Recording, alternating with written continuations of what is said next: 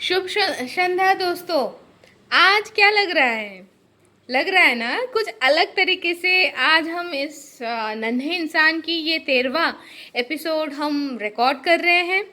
वैसे तो कल पब्लिश करने वाली थी मैं, लेकिन नहीं कर पाई क्योंकि मैं घर के लिए निकल चुकी थी और एयरपोर्ट में बैठ के तब तक तो मैं बांग्ला वाला जो माँ ने लिख के दी है वो तो पूरे की पूरी मैं रिकॉर्ड तो कर ली। उसके बैकग्राउंड में खूब सारा नॉइज़ भी था और जब मैं पढ़ रही थी मेरे आसपास खूब सारे बंगाली पीपल थे तो वो लोग सुन भी रहे थे। कल मज़ेदार ये एक किस्सा हुआ कि कुछ कुछ लोग सुन रहे थे, लाइव मुझे पढ़ते हुए सुन रहे थे। तो कोई बात नहीं, लेकिन मैं इसलिए अनाउंस भी कर दी थी कि हिंदी वाली जो वर्जन है वो तो हम कल पब्लिश करेंगे बृहस्पतिवार की जगह पे, क्योंकि मैंने जो सोचा था कि नन्हे इंसान की स्टोरी पढ़ रहे हैं और झूले की बात ना आए तो ये कैसा हो गया। बचपन में हम सबकी झूला झूलने का एक अजीब और गरीब एक क्रेज रहता था, है ना, रहती है भी और अभी भी मेरे अंदर है। तो अगर घर आई हूँ तो झूला झूलते हुए आज मैं आप लोगों को नन्हे इंसान की 13वां ये जो एपिसोड है, ये जो कहानी का ये जो अध्याय है मैं सुनाने जा रही हूँ। तो चलिए दोस्तों शुरू करते हैं नन्हे इंसान की 13वां एपिसोड। और इस कहानी की लेखिका है श्रीमती बानी पात्रो। तो शुरू करते हैं। टैटरों के जो मकान बन रहा था उसका तो काम तो शुरू हो गया है ना।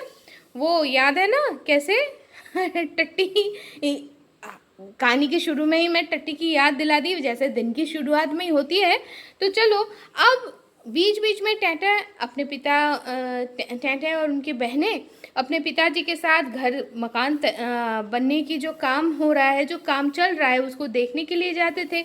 अब उस ज़मीन पे ऑलरेडी जो ज़मींदार की जो घर की जो नींव है वो रह गया था। तो वहाँ पर उस नींव है वहाँ पर वो लोग थोड़ा सा खेल लेते थे। अब ज़मींदार की जो मतलब जो बाउंड्री वॉल था ना, ज़मींदार की जो संपत्ति की, उस बाउंड्री वॉल की उस पार कुछ सेव फल, इंदौर में लोग कहते हैं सेव फल, बाकी सारे जगह पे हिंदी में कहते हैं अमरूद। तो अमरूद के कुछ पेड़ थे, तो और उसमें उस शाखों में डाली में कुछ अमरूद हुए भी थे। तो वो लोग ना वो जो सेब फल या बोलो चलो अमरूद है ना, उसको वो धीरे धीरे वो लोग छुपते छुपाते वो उसको निकाल लेते थे, तोड़ लेते थे। अब ऐसे ही धीरे धीरे काम चलता रहा, आगे बढ़ता रहा, मकान का काम भी आगे बढ़ता रहा। अब टैटा लोग जो 3 बहनें हैं वो लोग रोज स्कूल जाए, स्कूल से वापस आए दोपहर को और फिर कोचिंग जाने के रास्ते में बस स्टैंड से वो लोग 25 पैसे से वो लोग 2 आँख बोले तो गन्ने का पूरा झाड़ खरीद लेते थे, 2 झाड़, और फिर उसके जो शाख मतलब जितना हो सके उतने हिसाब से वो लोग छोटे छोटे टुकड़े में बांट लेते थे और फिर कोचिंग के रास्ते में वही गन्ने वो लोग चबाते हुए चले जाते थे। अच्छा लगता है वो लोग गर्मी में, तो अभी तो गन्ने का रस हम लोग पीते भी हैं। तो वैसे ही अब अगर धोने की ज़रूरत होती थी ये गन्ने, क्योंकि पूरा खेत से निकला हुआ था, तो वो लोग सामने ही रखा हुआ ट्यूबवेल की जो पानी है उससे वो लोग धो भी लेते थे। अब तीनों बहनें ऐसे ही खाते खाते दादाजी के कोचिंग में चले जाते थे, कोचिंग दादाजी के पास। अब पढ़ाई के बीच बीच में वो लोग आराम का मार भी खाते थे, है ना, याद है ना, हमारे जो कोचिंग दादाजी हैं वो बहुत ज़्यादा मारते थे और फिर वापस आ जाते थे। मतलब पढ़ा स्कूल, गन्ने का रस नहीं गन्ना, और फिर क्या होता था कोचिंग, वहाँ पर कोचिंग दादा का मार, आराम की मार भाई। तो और फिर आराम की पिटाई, चलो अब से बोलते हैं आराम की पिटाई, और फिर घर वापसी। अब वापसी के बाद टैटे और टीटी, जब वो लोग घर वापसी के बाद नहीं, घर वापसी के समय वो लोग जब वापस आते थे तो ये दोनों बहनें आपस में ये डिस्कशन करते थे, ये आलोचना करते थे कि भाई, जैसे टैटा बोलने लगी देख देख, आज मेरे पैर में 3 काले काले दाग आ गए हैं। तो टीटी कहते हैं, मेरे आज पैर में सिर्फ 1 दाग आया है। तो ऐसे ही धीरे धीरे एक दिन उन लोगों का वात्सरिक मतलब एनुअल एग्ज़ाम आ गया। एक दिन इन तीनों बहनों का एग्ज़ाम ख़त्म भी हो गया, परीक्षा ख़त्म हो गई, और उस तरफ टैटा लोगों का जो मकान है उसका भी काम ख़त्म हो गया। अब टैटा कभी भी अकेले अकेले बाज़ार नहीं गई। एक दिन माँ टैटा को पूछी कि तू बाज़ार से ये चंद चीज़ें अकेले लेके आ सकती है क्या बेटा? तो अब आपको तो पता है हमारे टैटा कैसी है। तो उसने क्या बोला, हाँ माँ। तो उसने तो हामी भर दी। अब माँ बोली, देख बेटा, तू पैसा, पहले तो बात ये है कि जो सामान मैं तुझे लाने के लिए बोल रही हूँ वो सारे सामान गिन के लेना, और जो तुम दाम जिस भी दुकान से तुम खरीद रहे हो या जिस भी सब्जी वाले से तुम खरीदने जा रहे हो उनको गिन के पैसे देना और गिन के पैसा वापस लेना है ना। तो हमारी टैटा ने तो सुन ली। अब मातृ आज्ञा है भाई, माँ ने बोल दी तो माँ ने बोल दी। तो अब हुआ क्या, ठीक है भाई, वो एक सब्जी वाले के पास पहुंच के वहाँ से माँ ने जो जो सब्जी खरीदने के लिए बोली थी वो सारे खरीद ली, और उसके बाद सब्जी अंकल को वो पैसा दे दी। अब सब्जी अंकल क्या किए, उसका जो दाम है वो लेके बाकी जो भी पैसा बचता है वो वापस कर दी।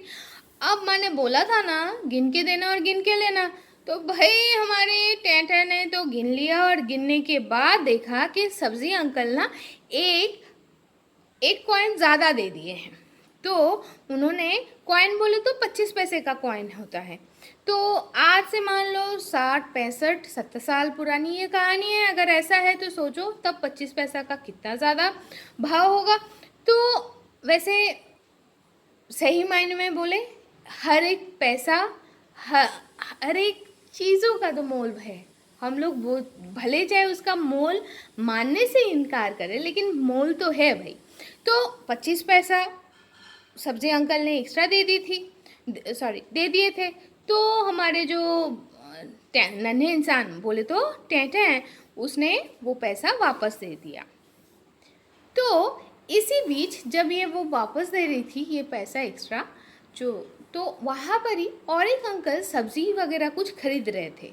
तो वो ये घटना घटित होते देखे और फिर उनको शायद अच्छा लगा होगा, तो उन्होंने टैटा से पूछा, तुम्हारा नाम क्या है बेटा, तुम कहाँ रहते हो, तुम्हारे पिताजी कौन है?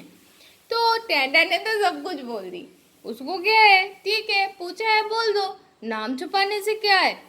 तो ठीक है, बोल दी। तो बहुत बाद में टैटा वो अंकल कौन है वो जान पाए थे। क्या पता वो अंकल ना टैटा लोगों का जो नया मकान बना है उसके ही आसपास रहते थे, और उनके मोहल्ले के सारे लोग उनको जानते थे, लेकिन उनको पुकारते थे उनके नाम से नहीं और किसी नाम से। तो उनको उनके नाम से लगभग कोई जानता ही नहीं था। तो टैटा तो बाजार करके घर वापस आ गई। अब इसके कुछ दिनों में टैटा लोग सारे अपने नए मकान में चले जाएंगे, यही ठीक हुआ। तो नए गृह में प्रवेश करना है, तो उससे पहले कुछ आचार अनुष्ठान भी करना होता है।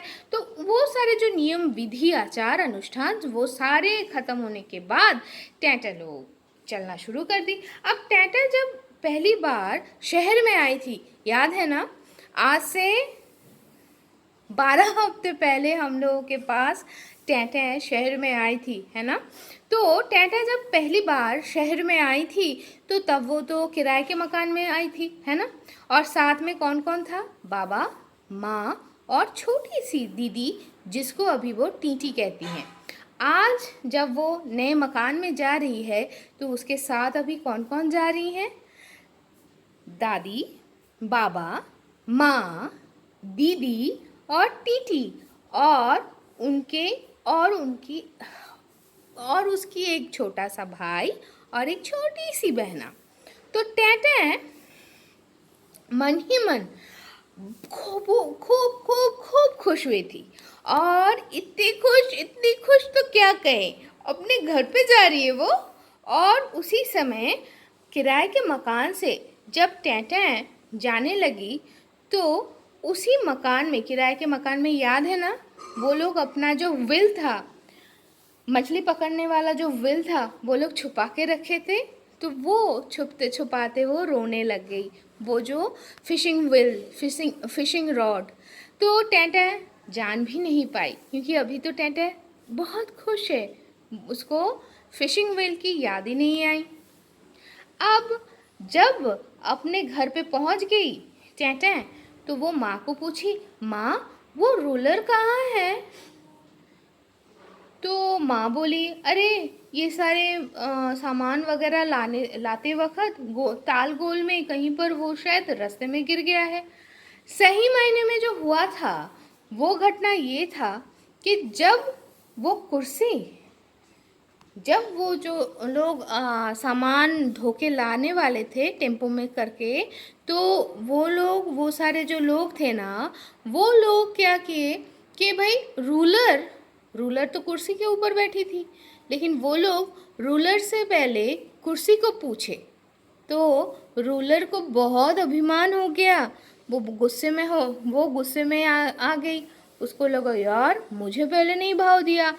तो जहाँ तक ये लगा, वो तो कमरे के कोने में जाके छुप के बैठ गई। और फिर जो लोग सामान ट्रांसपोर्ट के लिए आए थे, वो लोग उसकी जो गुस्सा है, उसका जो मान अभिमान है, उसको वो लोग तोड़ के उसको फिर से अपने साथ लेके नहीं चले। तो इसीलिए वो वही उस कोने में ही रह गई। तो इसीलिए नए घर पे वो रूलर भी नहीं है। अब भाई किराए के मकान में जब तक वो लोग थे तो आने जाने में एक नियम था, पाबंदी थी, लेकिन ये तो अपना घर है, अपने मकान में, तो भाई दरवाज़ा सुबह खुलेगी, शाम को बंद रहेगी। और भाई कहीं पर कुछ जाना आना होगा तो माँ की नज़र में तो होगी ही, तो बिना बताए तो कहीं पर जाना होगा नहीं। तो भाई रूलर की काम क्या है? तो ऐसे भी रूलर आई नहीं, लेकिन वैसे ही अगर सोचा जाए, रूलर तो कभी किसी को मारा नहीं था, कभी किसी को तो वो चोट नहीं पहुंचाई थी ना। तो अगर उसको ले ही लेते, अगर उसको साथ ही ले लेते, तो क्या इतना मुसीबत आ पड़ती। तो चलो ठीक है, कोई बात नहीं। तो भाई नया मकान था, वो लोग नए मकान में आ गए और आस पड़ोस के जितने सारे उनके ही तरह नन्हे इंसान थे, वो चाहे लड़का था या लड़की थी, तो टेंटें और टीटी दोनों अपने साथी बना लिए, पता है। और सारे लोग ज़मींदार की संपत्ति का एक खुला हुआ जो मैदान था, एक थोड़ा सा ज़मीन जो था, उसको मैदान बना के वहाँ पर वो लोग खेलने लग गए। तो कुछ ही दिनों में वो हमारी जो टीटी है ना, टीटी को और खेल में दिलचस्पी, मतलब और दिलचस्पी नहीं रही। टीटी को ज़्यादा इंटरेस्ट आने लगी माँ के साथ रसोई में हाथ बटाने में, माँ के साथ खाना पकाने में। लेकिन हमारे टेंटे तो अपने नन्हे भाई और बहन को लेके अभी भी अपना खेल कूद चलाए जाती रही। और कितने सारे नए नए गेम्स, खेल भी उसको समझ में आ गया, वो सीख भी ली। जैसे लित्ती क्या होता है? टॉप, जो टॉप स्पिन करते हैं ना हम लोग, तो मोटे धागे से उसको कैसे आप ज़मीन में उसको घुमाओ, तो उसको कहते हैं भुई लाटू, लाटीम या स्पिन, टॉप स्पिन, जो ज़मीन के ऊपर होता था। भुई मतलब भूमि का अपभ्रंश है, तो भुई लट्टू होता था। फिर वो घुमा पाती थी वो। फिर हाथ लेती, मतलब हाथ के ऊपर जो लट्टू घुमाते हो वो। फिर हाई जंप, लॉन्ग जंप, हाडूडू, फिर इतने सारे। फिर पिताजी ने तो टेंटे को रैकेट भी खरीद के दिया था, टेनिस रैकेट, फेदर और नेट भी खरीद के दिए थे, तो वो उससे ही बैडमिंटन भी खेलती थी। तो नए घर पे आके टेंटे लोग जब सारे नए क्लास में भी आ गए। अब टैटे के पिताजी तब बोले, इस नए मकान से जो कोचिंग, दादाजी की जो कोचिंग है वो बहुत दूर में है, तो इसीलिए पिताजी बोले और वहाँ पर तुम लोगों को पढ़ने नहीं जाना है। तो ये सुन के कैसा लगा होगा बताइए तो ज़रा। हाँ, सही आप लोगों ने समझा। टैटा की तो मतलब खुशी फूले ना समाए खुशी बोले तो वो महा आनंद में वो शायद फुदक रही थी, हमें नहीं पता, लेकिन चिरकाल के लिए उसको आराम की जो पिटाई है उससे छूट मिल गई थी। इससे अच्छी बात और क्या ही हो सकती है। शायद उसकी जो नई मकान है, उनके जो नए घर है, उसके लिए ये एक ब्लेसिंग लाई थी। तो अब कोचिंग में जाना नहीं है, लेकिन पढ़ाना तो है, पढ़ना तो है, तो इसीलिए पिताजी नए क्या बोलूँ, नए मास्टर जी के खोज में रहे जो घर पे आके ही बच्चों को पढ़ा के जाए। अब अभी तो टैटा लोगों के पास ना खूब सारे कमरे हो गए हैं उनके मकान में, और एक बहुत बड़ा सा आंगन और दालान ये सब था। और दक्षिण दिशा में ठाकुर दादा बोले तो दादाजी के हिसाब से एक बहुत बड़ा सा बरामदा भी बनाए थे। तो टैटा के पिताजी चले गांव, ताकि वो अपने पिताजी को बोले तो टैटा की दादाजी को वो ला पाए। तो एक कमरा पूरा का पूरा उनके हिसाब से वो बनाए थे, क्योंकि वो तो गृही नहीं थे, वो तो साधु थे। तो इसीलिए वो कोयले की जो चूल्ही है उसमें जो खाना पकाया जाता था उसमें वो खाना नहीं खाते थे। उनके लिए स्पेशल इकमिक कुकर खरीदना पड़ा था, और भी कितना कुछ। तो टैटा के पिताजी टैटा के दादाजी को नए घर पे लेके आ गए। यही पहली बार है जब टैटा की दीदी लोग, भाई लोग और बहन सारे लोग देखे टैटा के दादाजी को।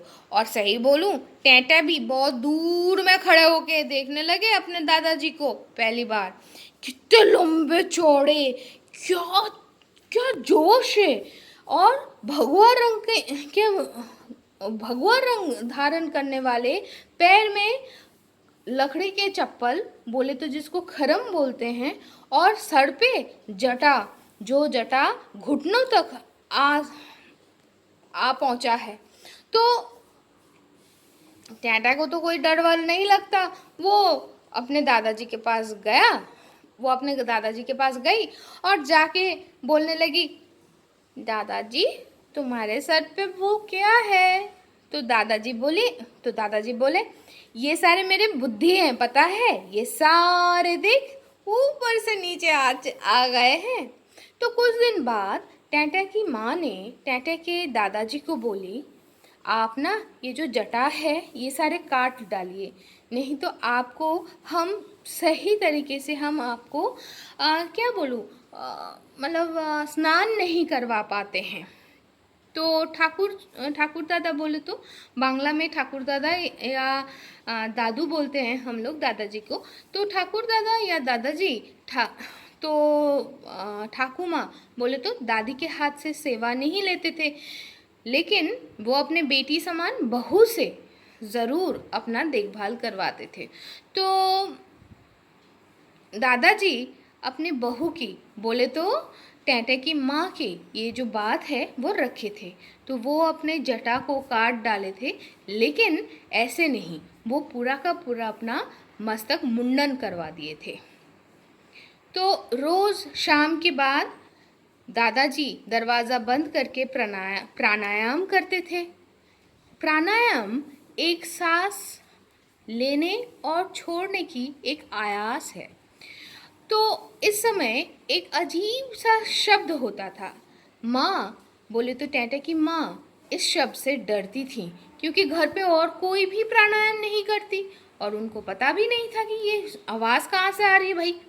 तो टैटा क्या करती थी पता है, दरवाजे को थोड़ा सा खोल के वो देखने की कोशिश करती की थी कि किस चीज़ की ये आवाज़ है। तो ठाकुर दादा बोले तो दादाजी खटिया के ऊपर बैठ के टैटा को बोलते, जा दरवाज़ा बंद कर दे। टैटा दरवाज़ा बंद कर देती थी। अब बंद दरवाजे के बाहर से वो सोचती थी कि भीतर दरवाजे के भीतर वो आवाज़ का जो सोर्स क्या है भाई, लेकिन वो कभी नहीं ढूंढ पाई। तो दादाजी के पीठ में ना पूरी के जैसे एक बहुत बड़ा सा एक स्वेल्ड पोर्शन था, कह सकते हैं हम बिनाइन ट्यूमर था। तो टैटा अपने दादाजी को एक दिन पूछी, दादाजी तुम्हारे पीठ में ये क्या है? तो दादाजी बोले, अंग्रेज़ लोग ना मुझे लठ से मार के मेरे पीठ को ऐसे फुला दिया है। तो दादाजी टैटा के पिताजी को एक दिन बोले थे, पता है खोका? बोले तो खोका एक बांग्ला शब्द है जिसका अर्थ है छोटा बच्चा, लड़का। और वो बहुत प्यार से, नॉर्मली हमारे यहाँ पर आज भी है, जो सबसे बड़ा बेटा होता है उसको माँ बाबा बहुत प्यार से खोका बोलते हैं। तो कह सकते हो आप, ऐसे अगर मैं बोलूँ तो शायद सही होगा। तो दादाजी एक दिन टैटे के पिताजी को बोले, पता है गुड्डा, इतने दिनों से इतने जगह पे मैं घूमता फिरा, जिस साधु के खोज में मैं निकला था नहीं मिला उसका खोज, और सभी तो सारे सिर्फ चोला चापगान लंगोटधारी हैं, सिर्फ पोशाक में साधु हैं। टैटा के जो नए मकान हैं, उस मकान जिस ज़मीन के ऊपर बना हुआ था, उस ज़मीन का जो खोज लाए थे, उनकी वो उस अंकल के जो घर है, वो टैटा के घर की जो बाउंड्री वॉल है ना, उसके उस तरफ एक मकान छोड़ के ही उनके मकान था।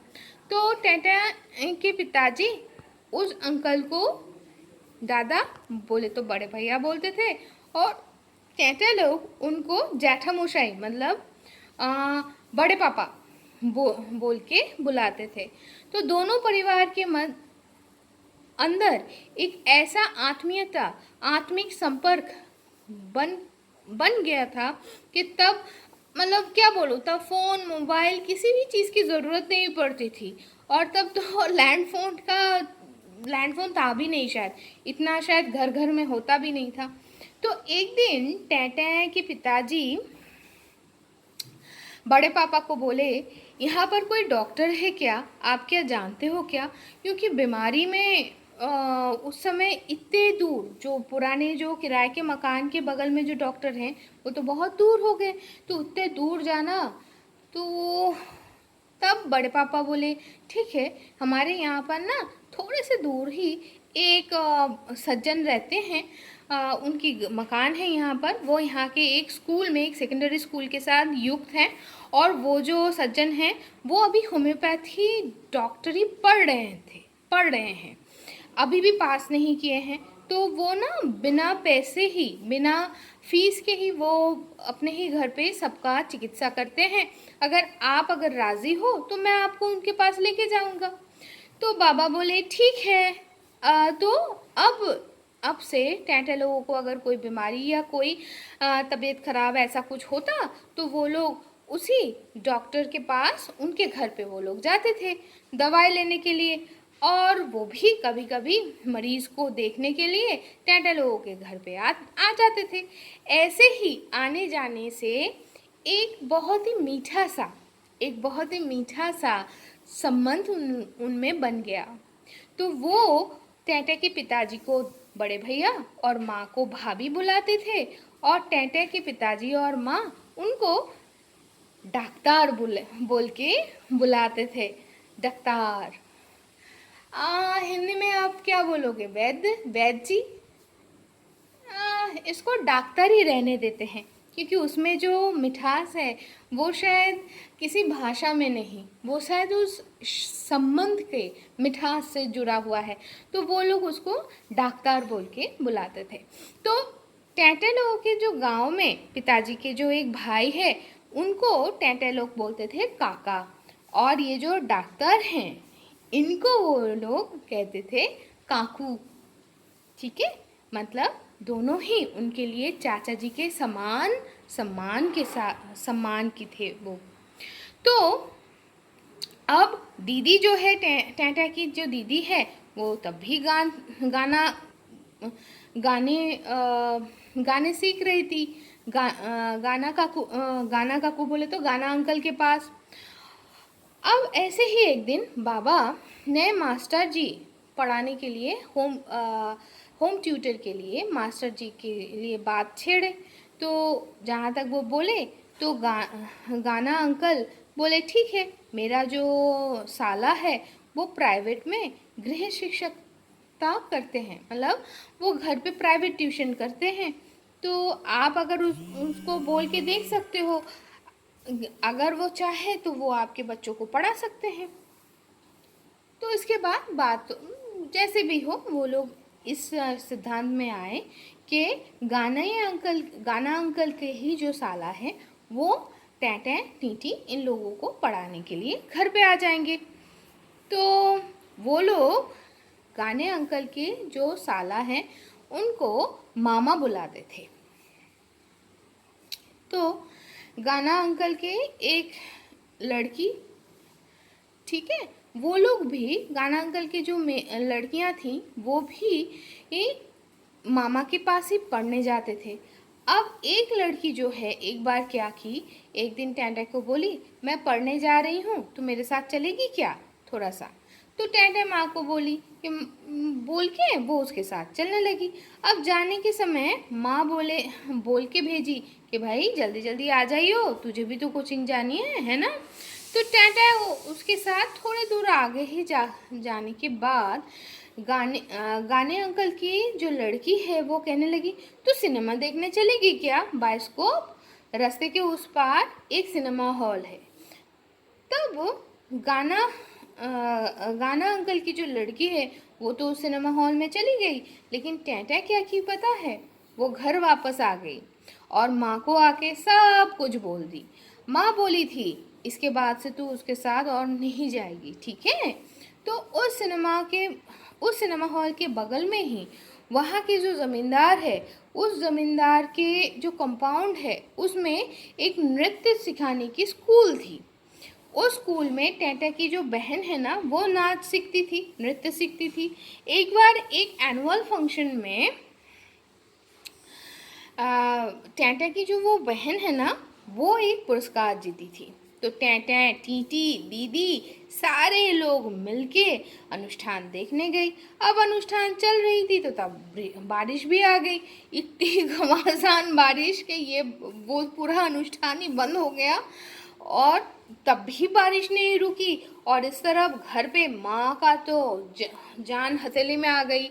वो तो दुश्चिंता करती रही और कहने लगी अरे मेरे बच्चे कैसे घर वापस आएंगे। तो माँ पिताजी को बोली कि तुम जाओ ना भाई थोड़ा सा छाता वाता लेके ताकि वो लोग आ जाए।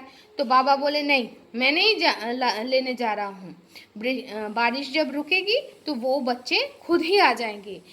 अब याद करो तो एक बार रामलीला देखने के लिए ये सारे बच्चे टैटे और टीटी गए थे और बाबा उनको ढूंढने के चक्कर में बहुत ही चिंतित हो गए थे, क्योंकि वो लोग तो पिताजी को देख के ही खुद से झटाक से घर वापस आ गए थे, लेकिन पिताजी को पता नहीं था तो वो ढूंढने लग गए। तो इस बार भी अब अगर बारिश बंद हो जाती है तो तब तो वो लोग वापस आ जाएंगे। अब पिताजी को भी नहीं पता वो लोग किस रास्ते से कैसे वापस आएंगे और उसी दौरान पिताजी को सिर्फ ढूंढना ही मतलब ढूंढते हुए परेशान होने के सिवा और कोई रास्ता नहीं बचेगा। तो इसीलिए पिताजी गए ही नहीं। तो इस साल टैंटा की जो भाई है ना उसका हाथीखोरी होगा और हुआ भी। हाथीखोरी बोले तो पहले बार जब वो लोग लिखते हैं, इससे पहले टैंटा की हाथीखोरी हुआ था। सही मायने में टैंटा की तो हाथीखोरी में भी अकाल बोधन हुआ था, सरस्वती पूजा से पहले उसके हाथीखोरी हुआ था। तो चलो देखते हैं क्या हुआ। तो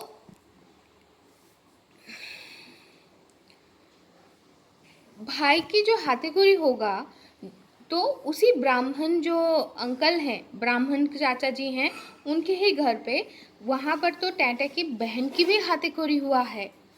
तो टैंटा के पिताजी पहले से ही ब्राह्मण जो अंकल हैं चाचा जी हैं उनको बोल के रखे थे। तो पूजा के लिए जो भी सामग्री चाहिए था, टैटैं के पिताजी सारे कुछ सामान थोड़ा ज़्यादा करके खरीद के लेके आ गए थे। और सरस्वती पूजा के दिन टैटैं और टीटी दोनों भाई को लेके वो सारे सामान पूरा ईंट के ब्राह्मण चाचा जी के घर पे आ गए। अब चाचा जी बोले, अरे इतना सारे सामान क्यों लेके आया रे, इतना तो लगेगा ही नहीं। तो टैटा लोग बोले, हमें नहीं पता चाचा जी, बाबा ने सारे खरीद के दिए हैं। तो फिर उनका तो मूर्ति नहीं था सरस्वती जी का, उनका चित्र था, चित्रपट था। उस पट के सरस्वती जी के सामने नए किताब, नए स्लेट रखा गया और उसमें रीति नियम निष्ठा के साथ नए खोड़ी बोले तो नए चौक से भाई की हाथीखुरी हो गया। खोड़ी बोले तो चौक है ना। और आखिर में वो सारे, क्योंकि वो सबका ही हाथीखुरी का जो गुरु है, पहला जो शिक्षा गुरु है, वो तो वही ब्राह्मण अंकल थे, ब्राह्मण चाचा जी थे। तो वो तीनों उसी अंकल को प्रणाम करके घर चले आए। तो ये तो था आज के नन्हे इंसान की स्टोरी। तो कैसे लगा दोस्तों?